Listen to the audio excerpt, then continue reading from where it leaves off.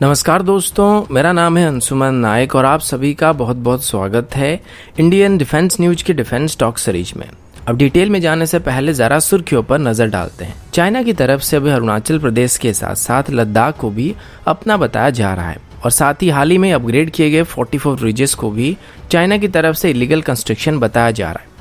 Finger 8 तक पीछे जाने के लिए चाइना अभी राजी हो चुकी है, लेकिन चाइना की तरफ से कुछ ऐसे शर्त रखे जा रहे हैं जिनको भारत की तरफ से कभी भी स्वीकार नहीं किया जा सकता है। HAL की तरफ से भी इंडिजिनस तरीके से एक एयर प्रोड्यूसर इंजन को डेवलप किया गया है जिसको आगे चल के हमारे जगुआर एयरक्राफ्ट में इस्तेमाल किया जा सकता है। नेवी की तरफ से अभी किस वजह से काफ़ी दिनों से पेंडिंग पड़ा हुआ लैंडिंग प्लेटफॉर्म डॉग वेसल की टेंडर को कैंसिल करने का फैसला किया गया है। चाइना की तरफ से अभी पांगोंग लेक में अंडर वाटर सर्वेलेंस सिस्टम का इस्तेमाल किया जा रहा है। साथ ही चाइना की तरफ से अभी एक हाइपरसोनिक ड्रोन को भी टेस्ट किया गया है जिसको वो भारत के खिलाफ इस्तेमाल करना चाहते हैं। पब्लिक की तरफ से हर मुमकिन कोशिश करने के बाद भी शायद अब हम INS विराट को स्क्रैप होने से बचा नहीं पाएंगे, क्योंकि गवर्नमेंट की तरफ से अभी तक इसको म्यूजियम में कन्वर्ट करने के लिए और श्री राम ग्रुप की तरफ से इसको एनवीटेक को बेचने के लिए NOC नहीं दिया जा रहा है। और जम्मू एंड कश्मीर में डिप्लॉय होने वाले सभी जवानों को अभी सेसेली साइकोलॉजिकल वॉरफेयर की ट्रेनिंग देने का फैसला किया गया है। ऐसे ही कुछ और खबरों के बारे में हम आज की वीडियो में बात करने वाले हैं, तो चलिए देर न करते हुए आज की वीडियो शुरू करते हैं। आज की पहली अपडेट भारत और चाइना को लेकर है। कल मैंने आप सभी को बताया था कि हमारे डिफेंस मिनिस्टर राजनाथ सिंह जी के द्वारा लाइन ऑफ एक्चुअल कंट्रोल तक जाने वाले 44 स्ट्रेटेजिक ब्रिजेस को इनॉग्रेट किया गया था और इन सभी ब्रिजेस को अभी क्लास 70 के स्टैंडर्ड में अपग्रेड किया गया था ताकि ज़रूरत के वक्त इनके ऊपर से T-90 टैंक्स को भी ट्रांसफ़र किया जा सके। इस बात को लेकर आज चाइना की तरफ से काफ़ी शार्प रिस्पांस दिया गया है और चाइना के फॉरेन मिनिस्ट्री के स्पोक पर्सन जाओ लिजियान ने बताया कि वो भारत की so called Ladakh union territory को नहीं जानते हैं और ना ही अरुणाचल प्रदेश को जानते हैं।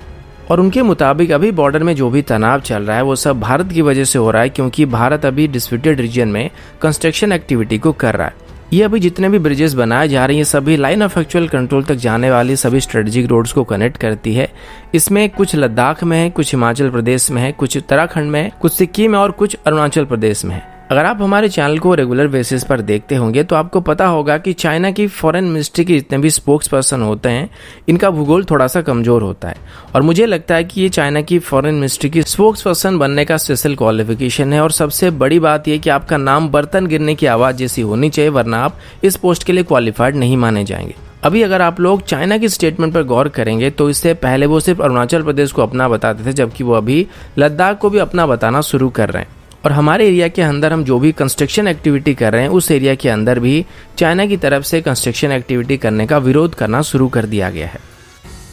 अब आगे बढ़ने से पहले वीडियो को लाइक कर दीजिएगा। साथ ही जो लोग पहली बार हमारे चैनल को देख रहे हैं या फिर अभी तक हमारे चैनल को सब्सक्राइब नहीं किए हैं, चैनल को सब्सक्राइब करना मत भूलिएगा।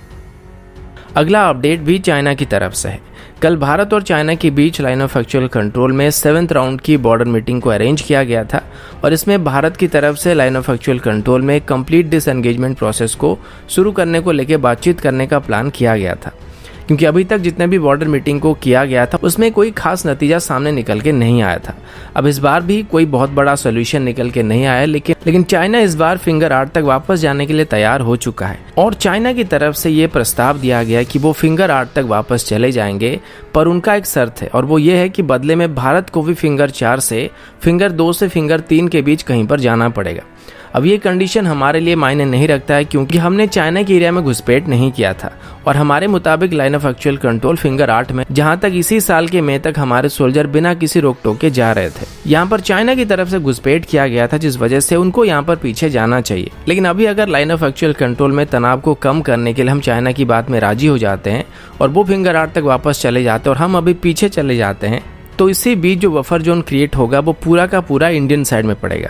वहीं पर पिछले कुछ दिनों में जो कंडीशन चल रहे हैं ऐसे में कोई भी गारंटी नहीं है कि चाइना फिंगर 8 तक वापस जाके आगे आने की कोशिश नहीं करेगा। इंडियन आर्मी का कहना है कि चाइना को यह बात अभी पता लग चुका है कि इंडियन आर्मी अभी स्ट्रेटेजिक हाइट्स पर अपनी पकड़ बना चुकी है और वो ऐसे सिचुएशन में इंडियन आर्मी का सामना नहीं कर पाएंगे, जिस वजह से वो अब एक फेस सेविंग टेक्निक को अप्लाई करने की कोशिश कर रहे हैं कि हम वापस जाने के लिए तैयार हैं, लेकिन तुमको भी वापस जाना पड़ेगा। लेकिन इंडियन आर्मी का कहना है कि एक तो हम पीछे नहीं जाएंगे, तुम फिंगर 8 तक वापस जाओगे और उसके बाद हम फिंगर 8 तक आएंगे, और इसी वजह से अभी डिस्कशन का कोई नतीजा नहीं निकल रहा है।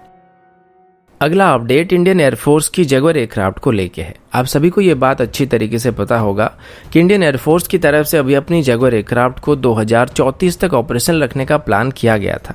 और इसके लिए जगुआर्स को डायरिन 3 स्टैंडर्ड में अपग्रेड करने का प्लान किया गया था, जिसमें एक नया इंजन, AESA रडार और नए एवियोनिक्स सिस्टम को इंस्टॉल करने का प्लान किया गया था। पर इंडियन एयरफोर्स की तरफ से बीच में ही इसकी इंजन प्रोग्राम को रिप्लेस करने का जो प्लान था उसको ड्रॉप कर दिया गया था, क्योंकि इसमें हमें कॉस्ट काफ़ी ज़्यादा पड़ने लगा था। अब ऐसे में इंडियन एयरफोर्स के जो जगुआर्स हैं इनकी मेंटेनेंस अब एक बहुत ही बड़ा सिरदर्द बन चुका है, क्योंकि पहले से इन जेट की प्रोडक्शन बंद हो चुका है और इसी वजह से इनकी स्पेयर पार्ट अभी सही तरीके से नहीं मिल रही है और इसी वजह से मैक्सिमम टाइम हमारे जगुआर एयरक्राफ्ट ग्राउंड पर ही रह रहे हैं और इनको ऑपरेशन रखने के लिए हमें बहुत ही मुश्किलों का सामना करना पड़ रहा है। इसी वजह से HAL की तरफ से इंडिजिनस तरीके से इसकी स्पेयर पार्ट को मैन्युफैक्चर करने की कोशिश किया जा रहा था और अभी HAL की तरफ से एक एयर प्रोड्यूसर इंजन को डेवलप किया गया है, जिसको हमारे जगुआर एयरक्राफ्ट में इस्तेमाल किया जा सकता है। इसका नाम APJ रखा गया है और इसको हमारे जगुआर एयरक्राफ्ट की मेन इंजन को स्टार्ट करने के लिए इस्तेमाल किया जाएगा। इसको अभी HAL की arrow engine research and design centre की तरफ से डेवलप किया गया है और सबसे बड़ी बात यह है कि इसको बस 12 महीने के अंदर ही डेवलप कर लिया गया है।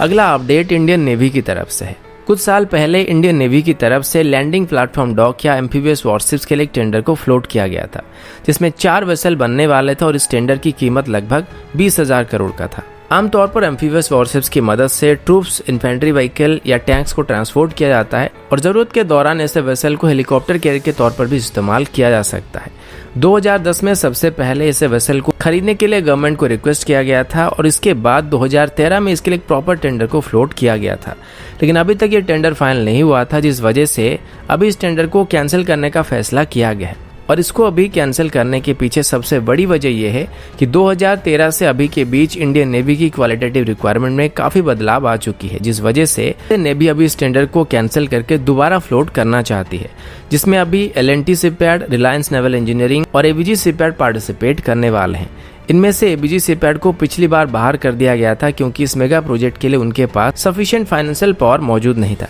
इस टेंडर को लेकर कुछ दिन पहले ही CAG की तरफ से भी रिपोर्ट दिया गया था कि नेवी इस टेंडर को नजरअंदाज कर रही थी और अभी इसी वजह से दोबारा इस टेंडर को जल्दी से जल्दी फ्लोट करने का फैसला किया गया है। अगला अपडेट भी भारत और चाइना को लेके है। जैसे कि आप सब जानते हैं कि पांगोंग लेक के करीब फिंगर 4 से फिंगर 8 के बीच अभी पीपल लिबरेशन आर्मी की तरफ से हेवी डिप्लॉयमेंट किया गया है, लेकिन अभी पता लगा है कि पीपल लिबरेशन आर्मी की तरफ से सरफेस के अलावा भी अंडर वाटर में डिप्लॉयमेंट किया जा रहा है और अंडर वाटर में भी नजर रखने की कोशिश की जा रही है। रिसेंटली सैटेलाइट इमेज से पता लगा है कि चाइना की तरफ से भी पांगोंग लेक में टाइप 308 और टाइप 928D क्लास की बोट्स को डिप्लॉय करने के साथ साथ अभी पांगोंग की पानी के अंदर सर्वेलेंस करने के लिए अपनी एंटी सबमरीन वॉरफेयर टेक्नोलॉजी का इस्तेमाल किया जा रहा है। पीपल लिबरेशन आर्मी एयरफोर्स की तरफ से अभी पांगोंग लेक की अंडर वाटर एक्टिविटी को चेक करने के लिए सेसल एयरक्राफ्ट का इस्तेमाल किया जा रहा है। आमतौर पर चाइनीज नेवी की एंटी सबमरीन वॉरफेयर के लिए Y8GX6 और हाई न्यू 6 क्लास के एयरक्राफ्ट का इस्तेमाल किया जाता है और इन्हीं को ही चाइनीज नेवी की तरफ से सबमरीन्स को डिटेक्ट करने के लिए इस्तेमाल किया जाता है। ऐसे ही एयरक्राफ्ट को भी चाइना की होटान, उडुन और कोला एयरबेस में देखा गया है। इसके अलावा चाइना की तरफ से अभी अपने ड्रोन्स को लासा, सिगस्ते, होटान, अकेसो और उस्कल जैसे एयरबेस में तैनात किया गया है। कुछ दिन पहले ही चाइना की तरफ से रॉकेट पावर हाइपरसोनिक यूएवी को उस्कल एयरबेस में टेस्ट किया गया था और इसे अभी वो भारत के खिलाफ इस्तेमाल करना चाहते हैं। इसके साथ चाइना की तरफ से अभी अपनी विंगलोंग 2 ड्रोन को भी हेवीली इलेक्ट्रॉनिक वॉरफेयर एनवायरनमेंट में टेस्ट किया जा रहा है और इसको अभी शायद वो लद्दाख में भारत के खिलाफ इस्तेमाल करने की तैयारी कर रहे हैं।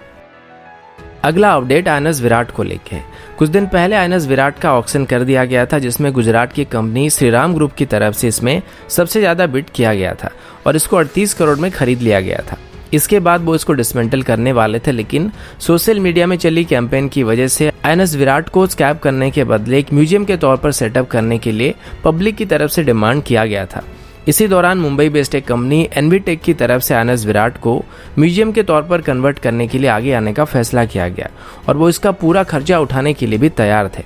अब इसके बाद श्रीराम ग्रुप की तरफ से इसको एनवीटेक को बेचने के लिए भी सहमति जताई गई थी और उनके बीच 100 करोड़ में इस डील को फाइनल कर दिया गया था। लेकिन इस डील में श्रीराम ग्रुप को स्ट्रेट 50 करोड़ का फायदा होने वाला था, क्योंकि उन्होंने कुल मिलाकर आईएनएस विराट में 50 करोड़ इन्वेस्ट किए थे, जबकि वो अभी इसको 100 करोड़ में बेचने वाले हैं। लेकिन इन सब के बावजूद भी आईएनएस विराट को म्यूजियम के तौर पर कन्वर्ट करने के लिए गवर्नमेंट की तरफ से क्लियरेंस मिलना जरूरी है और गवर्नमेंट की तरफ से एनओसी ग्रांट करने के बाद ही श्रीराम ग्रुप की तरफ से इसको एनवीटेक को बेचा जा सकता है। और इसके लिए पहले से ही श्रीराम ग्रुप की तरफ से गवर्नमेंट को रिक्वेस्ट किया जा चुका है, लेकिन अभी तक गवर्नमेंट की तरफ से श्रीराम ग्रुप को क्लियरेंस नहीं दिया गया है। वहीं पर एनवीटेक के चेयरमैन मुकेश पटेल का कहना है कि वो इसको अपने देश के लिए कर रहे हैं, जिस वजह से ये 100 करोड़ उनके लिए मायने नहीं रखता है और वो किसी भी कीमत पर यहाँ पर आईएनएस विराट को सेव करना चाहते हैं। लेकिन पता नहीं क्यों गवर्नमेंट की तरफ से आईएनएस विराट को म्यूजियम के तौर पर कन्वर्ट करने के लिए क्लियरेंस नहीं दिया जा रहा है। और अभी हमारे पास बस 2 ही दिन बचे हैं, क्योंकि अगर वो 25 अक्टूबर तक एनओसी नहीं देते हैं तो इसके डिसमेंटल प्रोसेस को श्रीराम ग्रुप की तरफ से शुरू कर दिया जाएगा। अगला अपडेट इंडियन आर्मी की तरफ से है। इंडियन आर्मी के जवानों के लिए अभी पहली बार एक साइकोलॉजिकल ट्रेनिंग प्रोग्राम को लॉन्च किया गया है और इनमें जम्मू एंड कश्मीर में डिप्लॉय होने वाले हर एक जवान को ट्रेनिंग दी जाएगी। इस ट्रेनिंग प्रोग्राम को 15 कॉप की बैटल स्कूल में दिया जाएगा, जो कि अवंतीपुरा में मौजूद है। इस ट्रेनिंग प्रोग्राम को अभी इंडियन आर्मी की रेगुलर ट्रेनिंग शेड्यूल के अंदर ऐड किया जाएगा, क्योंकि हाल ही में ही डीआरडीओ की तरफ की गई सर्वे से पता लगा कि हमारे जवान जिनको स्पेशली काउंटर टेरर ऑपरेशन या फिर एलओसी में तैनात किया जाता है, उनको किस तरीके की मानसिक स्थिति से होकर गुजरना पड़ता है। ऐसे में स्ट्रेस को सही तरीके से हैंडल करने के लिए इस नए प्रोग्राम को लॉन्च किया जा रहा है। और ये ट्रेनिंग प्रोग्राम कैसे होने वाला है और इसको किस तरीके से एग्जीक्यूट करने का प्लान किया गया है, इस पूरे मॉड्यूल को अभी defence institute of psychological research की तरफ से डिजाइन किया गया है। हर महीने 15 कॉप की बैटल स्कूल में लगभग 3000 जवानों को साइकोलॉजिकल वॉरफेयर की ट्रेनिंग दी जाएगी और ये ट्रेनिंग मिनिमम 14 दिन से लेकर 28 दिन तक चल सकती है। इस इंस्टीट्यूट की बात करें तो ये लगभग 150 एकड़ में फैला हुआ है, जहाँ पर multiple firing range, obstacle course और डेमो विलेजेस मौजूद है, जहां पर हमारे जवानों को कश्मीर में स्पेशल ऑपरेशन को करने के लिए ट्रेनिंग दिया जाता है। तो दोस्तों अभी के लिए इतना ही, मिलता हूं आपसे अगले वीडियो में, तब तक के लिए जय हिंद, वंदे मातरम।